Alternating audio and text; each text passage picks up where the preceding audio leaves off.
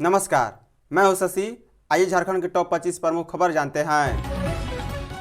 रांची में 1,30,000 ration card प्रशासन के रडार पर। रांची जिले में एक ही व्यक्ति के नाम पर एक से अधिक राशन कार्ड बनाए गए हैं। कई ऐसे राशन कार्ड धारक हैं जिनका आधार संदिग्ध है। कई ऐसे राशन कार्ड भी मिले हैं जिनके मुखिया की उम्र 18 साल से भी कम है।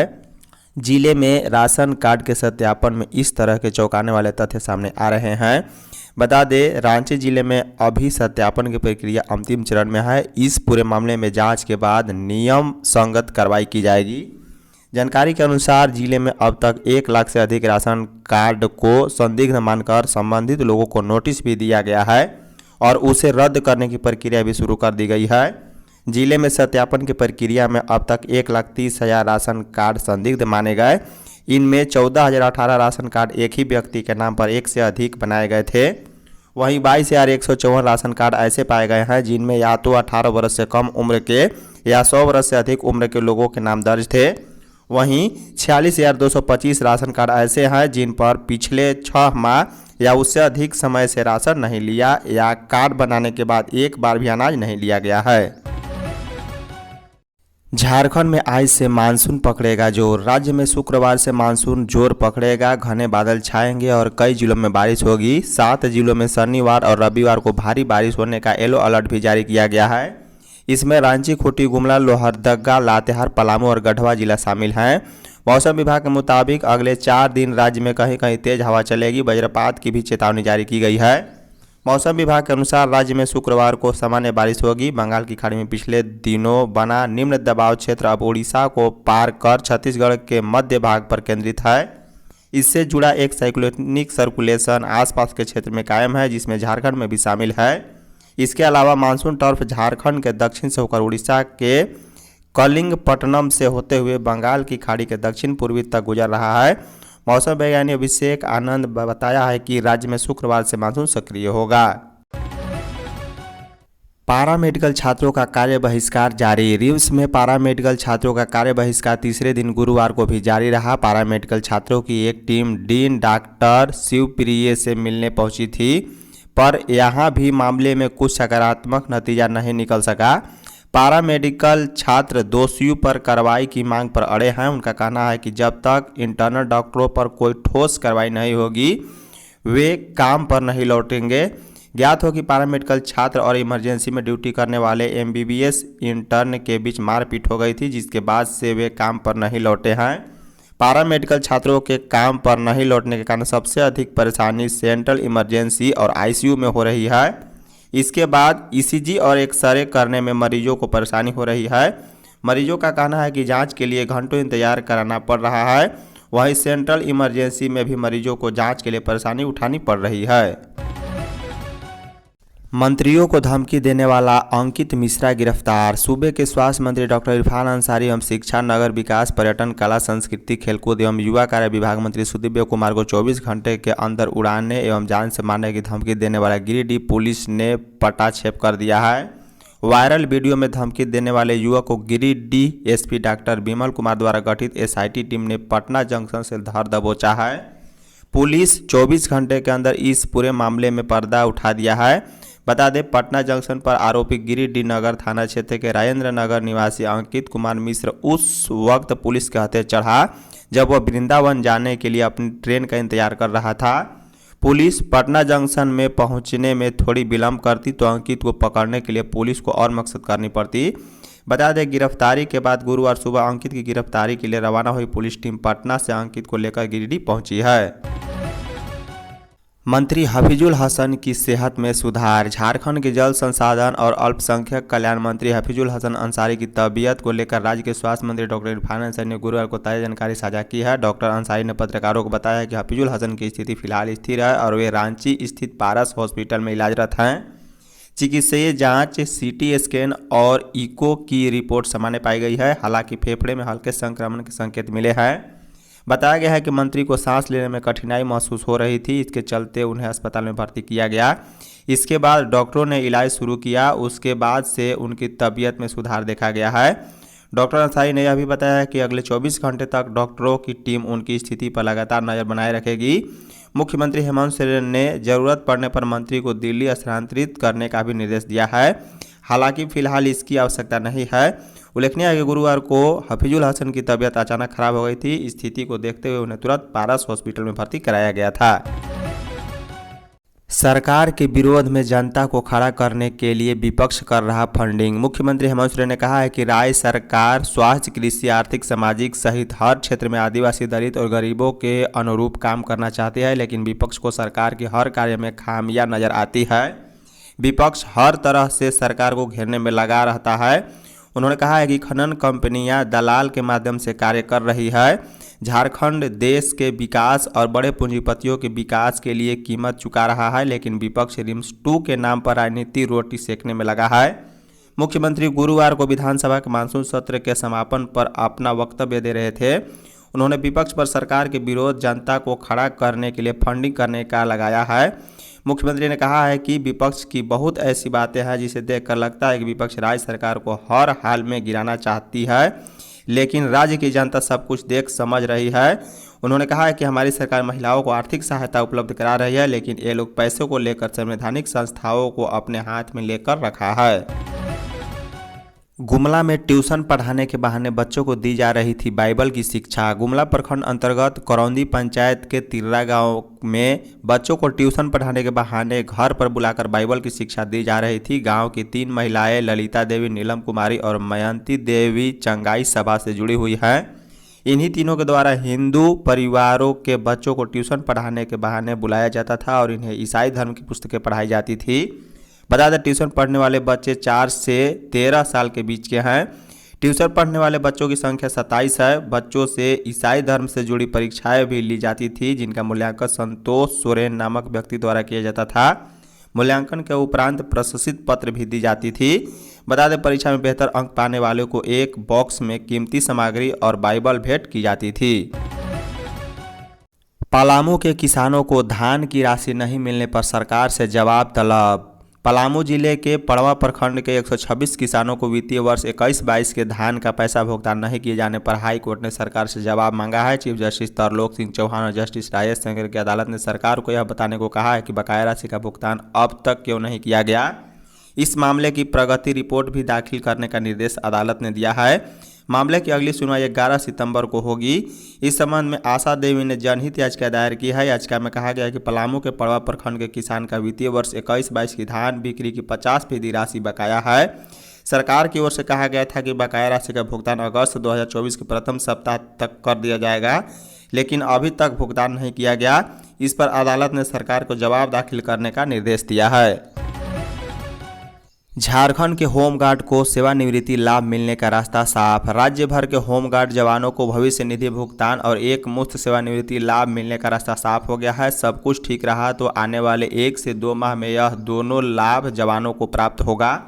राज्य सरकार ने उच्च न्यायालय में अपना जवाब दाखिल कर दिया है। उम्मीद है कि उच्च न्यायालय में होने वाली सुनवाई के बाद इस मामले में आदेश जारी हो जाए।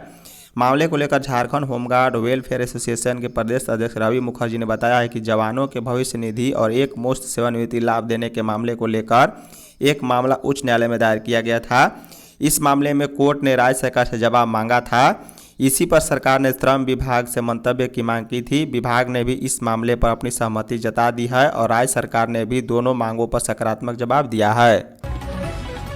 महिला सुपरवाइजर की नियुक्ति प्रक्रिया पर रोक। झारखंड हाईकोर्ट के जस्टिस आनंद सेन की अदालत में महिला सुपरवाइजर की नियुक्ति को चुनौती देने वाली याचिका पर गुरुवार को सुनवाई हुई। सुनवाई के बाद अदालत ने महिला सुपरवाइजर नियुक्ति की प्रक्रिया पर रोक लगा दी है। अदालत ने मामले में राज्य सरकार और जेएसएससी से जवाब मांगा है। सुनवाई के दौरान अदालत ने कहा है कि किसी वर्ग के लिए 100% आरक्षण कैसे दिया जा सकता है। मामले में अगली सुनवाई 2 सप्ताह बाद होगी। इस संबंध में आकांक्षा कुमारी सहित 33 अभ्यर्थियों की ओर से हाई कोर्ट में याचिका दाखिल की गई है। प्रार्थी की ओर से वरीय अधिवक्ता अजीत कुमार ने अदालत को बताया है कि जेएसएससी ने बाल कल्याण विभाग में महिला सुपरवाइजर के 421 पदों पर नियुक्ति के लिए विज्ञापन जारी किया। प्रार्थी भी इस परीक्षा में शामिल हुए, लेकिन आयोग की ओर से प्रार्थियों का चयन यह कहते हुए नहीं किया गया कि इनकी शैक्षणिक योग्यता विज्ञापन की शर्तों के अनुरूप नहीं है। दुर्घटना में मरने वाले 3 सरकारी कर्मियों के परिजनों को 1-1 करोड़ रुपए। झारखंड के मुख्यमंत्री हेमंत सोरेन ने गुरुवार 28 अगस्त को झारखंड विधानसभा में विभिन्न दुर्घटना में दिवंगत हुए राज्य सरकार के 3 कर्मियों कांस्टेबल स्वर्गीय अजीत कुमार, आरक्षी स्वर्गीय अनिल कुमार झा एवं शिक्षक स्वर्गीय सुशील कुमार मरांडी जिला जामताड़ा के परिजनों को 1-1 करोड़ रुपए का चेक सौंपा है। बता दें, इस अवसर पर मुख्यमंत्री हेमंत सोरेन ने कहा है कि राज्य सरकार में सेवारत वैसे कर्मी जो सेवा में रहते हुए किसी भी दुर्घटना में दिवंगत हुए हैं, उनके परिजनों के साथ हमारी सरकार सदैव खड़ी है। दिवंगत कर्मियों के परिजनों को सम्मान, उनका पूरा हक अधिकार दिया जा रहा है। इसी कड़ी में राज्य सरकार के 3 दिवंगत कर्मियों के आश्रितों को 1-1 करोड़ रुपए का चेक प्रदान किया गया है। जनजातीय 545 गांवों के विकास के लिए आदि कर्मयोगी अभियान। जिला प्रशासन की ओर से जनजातीय समुदायों के समग्र विकास और सशक्तिकरण के लिए आदि कर्मयोगी अभियान के तहत महत्वपूर्ण पहल की शुरुआत गुरुवार को की गई। इस अभियान का उद्देश्य जिले के 545 अनुसूचित जनजाति बहुल्य ग्रामों में व्यक्तियों और संस्थाओं को सशक्त बनाना, उत्तरदायी शासन को बढ़ावा देना और सामाजिक आर्थिक परिवर्तन को गति देना है। इस अभियान के अंतर्गत जिला स्तरीय उन्मुखीकरण कार्यक्रम का आयोजन समाहरणालय ब्लॉक ए सभागार में उप विकास आयुक्त सौरभ भुवनिया ने किया है। इस अभियान के तहत ग्रामीण क्षेत्रों में स्वशासन, सामुदायिक भागीदारी और स्थानीय संसाधनों के उपयोग को बढ़ावा देने पर विशेष ध्यान दिया जा रहा है। जिले के 545 जनजातीय बहुल गांवों को इस अभियान के केंद्र में रखा गया है ताकि इन क्षेत्रों में रहने वाले लोगों को विकास की मुख्य धारा से जोड़ा जा सके। ग्रामीणों की पिटाई मामले में दोषी अधिकारियों पर होगी कार्रवाई। धनबाद के आसनबनी में सेल कंपनी की ओर से अधिगृहित जमीन पर कब्जा हटाने गए प्रशासन की ओर से हुई कार्रवाई में यदि कोई अधिकारी दोषी होगा तो सरकार उस पर जरूर कार्रवाई करेगी। यह बातें मंत्री योगेंद्र प्रसाद ने गुरुवार को दी है। मंत्री झामुमो के विधायक मथुरा प्रसाद महतो के सवाल का जवाब दे रहे थे। बता दें, विधायक ने जमीन अधिग्रहण करने गई प्रशासन की टीम पर कई ग्रामीणों की पिटाई पर आपत्ति दर्ज की है। उन्होंने सरकार से ग्रामीणों की पिटाई करने वाले दोषी अधिकारियों को चिन्हित कर कार्रवाई करने की मांग की। इस पर मंत्री ने कहा है कि मामले में पीड़ित उर्मिला देवी सहित 4 नामजद लोगों के खिलाफ प्राथमिकी दर्ज की गई। उन्होंने कहा है कि यह मामला 11 जुलाई का है। दिसोम गुरु शिबू सोरेन को भारत रत्न देने का प्रस्ताव पारित। विधानसभा के मानसून सत्र के अंतिम दिन गुरुवार को भोजनावकाश के बाद सदन ने दिसोम गुरु शिबू सोरेन को भारत रत्न देने का प्रस्ताव सर्वसम्मति से पारित किया है। इस आशय का प्रस्ताव भू राजस्व मंत्री दीपक बिरुवा ने सदन में रखा। इसे सदन से ध्वनि मत से सर्वसम्मति से पारित कर दिया है। इस मौके पर प्रतिपक्ष के नेता बाबूलाल मरांडी ने कहा है कि इस प्रस्ताव का हम समर्थन करते हैं, लेकिन झारखंड अलग राज्य के योगदान में जयपाल सिंह मुंडा और विनोद बिहारी महतो का भी योगदान रहा है। केंद्र सरकार को प्रस्ताव भेजते समय इन 2 विभूतियों का भी नाम उसमें जोड़ा जाना चाहिए। इस पर राज्य के संसदीय कार्य मंत्री राधाकिशन किशोर ने कहा है कि अब तक किसी भी आदिवासी समुदाय के व्यक्ति को भारत रत्न नहीं मिला है, इसलिए दिसोम गुरु शिबू सोरेन को भारत रत्न मिले, इस प्रस्ताव को केंद्र सरकार के पास भेजा जा रहा है। झारखंड के एकलव्य विद्यालयों में ड्रॉप आउट घटा। भारत सरकार ने आदिवासी बहुल राज्यों में आदिवासी बच्चों को गुणवत्तापूर्ण शिक्षा देने के लिए एकलव्य मॉडल आवासीय स्कूल EMRS की स्थापना की है। अब तक 728 EMRS यानी एकलव्य मॉडल आवासीय विद्यालयों को मंजूरी मिली है, जिसमें से 479 चालू हो चुके हैं। एकलव्य विद्यालय शुरू करने में सरकार तेजी ला रही है, लेकिन इन स्कूल में ड्रॉप आउट बढ़ रहे हैं, यानी बच्चे बीच में पढ़ाई छोड़ रहे हैं। केंद्र द्वारा वित्त पोषित आवासीय विद्यालय जो गुणवत्तापूर्ण शिक्षा तक पहुंच बढ़ाने के लिए आदिवासी बहुल क्षेत्र में स्थापित किए गए हैं। हालांकि हाल के वर्षों में ड्रॉप आउट बढ़ा है। अच्छी बात यह है कि झारखंड में ड्रॉप आउट में बड़ी कमी आई है। केंद्र सरकार के आंकड़े बताते हैं कि एकलव्य विद्यालय में ड्रॉप आउट की दर 5 साल में 4 गुना बढ़ गई है। आधिकारिक आंकड़ों से पता चलता है कि 24-25 में एकलव्य आवासीय विद्यालय छोड़ने के 552 मामले सामने आए हैं।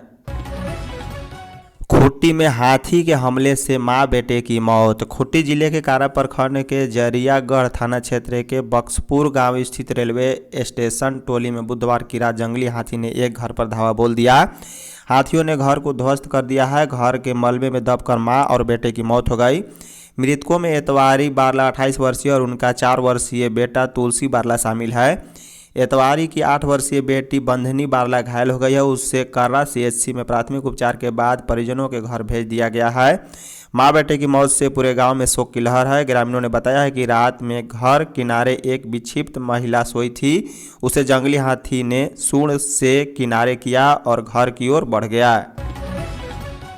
पीडीएस दुकानदार 1 अक्टूबर से करेंगे हड़ताल। सरायकेला के राशन डीलरों ने धमकी दी है कि अगर उनका बकाया भुगतान दुर्गा पूजा से पहले नहीं होता तो वे हड़ताल पर चले जाएंगे। स्थानीय धर्मशाला में फेयर प्राइस डीलर्स एसोसिएशन की बैठक हुई। इसकी अध्यक्षता फूलकांत झा ने की। बैठक में राशन डीलरों की समस्याओं पर चर्चा हुई है। बैठक में एसोसिएशन के अध्यक्ष फूलकांत झा ने कहा है कि जिले के राशन डीलरों का पिछले 11 माह से एनएफएस का कमीशन भुगतान नहीं हुआ। ग्रीन कार्ड से शहीद 19 माह का कमीशन भी भुगतान नहीं हुआ है। उन्होंने कहा है कि जिले के दुकानदार कड़ी मेहनत करके लोगों के घरों के चूल्हे जलाने में सहायता करते हैं, लेकिन सरकार दुकानदारों के प्रति उदासीन है। उन्होंने कहा है कि दुर्गा पूजा से पहले अगर सभी पीडीएस दुकानदारों का बकाया भुगतान नहीं किया जाता तो राज्य के सभी पीडीएस डीलर 1 अक्टूबर से हड़ताल पर चले जाएंगे। ई पोस्ट मशीन प्रखंडों में जमा कर देंगे। झारखंड मंत्री परिषद की बैठक 2 सितंबर को। झारखंड मंत्री परिषद की बैठक 2 सितंबर 2025 को होगी। मंत्रिमंडल सचिवालय और निगरानी विभाग ने यह जानकारी दी है। मंत्रिमंडल सचिवालय ने बताया है कि बैठक झारखंड मंत्रालय के मंत्रिपरिषद कक्ष में अपराह्न 2:30 से होगी। बता दें, झारखंड विधानसभा के मानसून सत्र के बाद होने वाली पहली कैबिनेट बैठक को काफ़ी अहम माना जा रहा है। इस बैठक में कई अहम प्रस्ताव को मंजूरी दी जा सकती है। कई मंत्रालयों की ओर से आने वाले प्रस्तावों को मंजूरी मिल सकती है। उम्मीद की जा रही है कि मानसून सत्र के दौरान विधानसभा में जो बिल पास किए गए हैं उनसे संबंधित कुछ मुद्दे भी कैबिनेट की बैठक में आ सकते हैं। एसीबी ने गुमला से 20,000 रिश्वत लेते लेखपाल को किया गिरफ्तार। एंटी करप्शन ब्यूरो एसीबी की टीम को भ्रष्टाचार के खिलाफ बड़ी सफलता मिली है। टीम ने गुरुवार को गुमला जिले के चैनपुर प्रखंड में कार्यरत लेखपाल राजकुमार साहनी को 20,000 रिश्वत लेते रंगे हाथ गिरफ्तार किया है। बता दें, इस संबंध में मिली जानकारी के अनुसार से सेवानिवृत्त कर्मी धनंजय प्रसाद की शिकायत पर उक्त कार्रवाई हुई है। लेखपाल ने धनंजय प्रसाद से भविष्य निधि की राशि के एवज में 20,000 रुपये मांग की थी। इसके बाद धनंजय ने मामले की शिकायत एसीबी से की। शिकायत मिलते ही एसीबी ने मामले की जांच शुरू की। इसी क्रम में टीम ने गुमला पहुंचकर राजकुमार साहनी को घूस लेते रंगे हाथ गिरफ्तार किया है। हजारीबाग में 23,000 विद्यार्थियों के बीच बांटे गए 2.80 करोड़ रुपए। हजारीबाग जिले के सरकारी स्कूलों में कक्षा 9 से 12वीं तक के कुल 23,370 विद्यार्थियों के बीच 2,80,44,000 रुपए का वितरण किया गया। यह राशि विद्यार्थियों को सत्र 2025-26 के लिए डीबीटी के माध्यम से बैंक खाते में ट्रांसफर कर दी गई है। इस राशि से विद्यार्थी 2 जोड़ी ड्रेस, जूता एवं मोजा की खरीदारी करेंगे। विभाग ने एक विद्यार्थी के लिए 1,200 रुपये आवंटित किया है। उल्लेखनीय है कि समग्र शिक्षा अभियान के तहत सरकारी स्कूल के कक्षा 1 से 12वीं में अध्ययनरत सभी कोटि के विद्यार्थियों को ड्रेस, जूता, मोजा एवं स्वेटर के लिए प्रति वर्ष झारखंड शिक्षा परियोजना परिषद की ओर से पैसा मिल रहे हैं। धन्यवाद।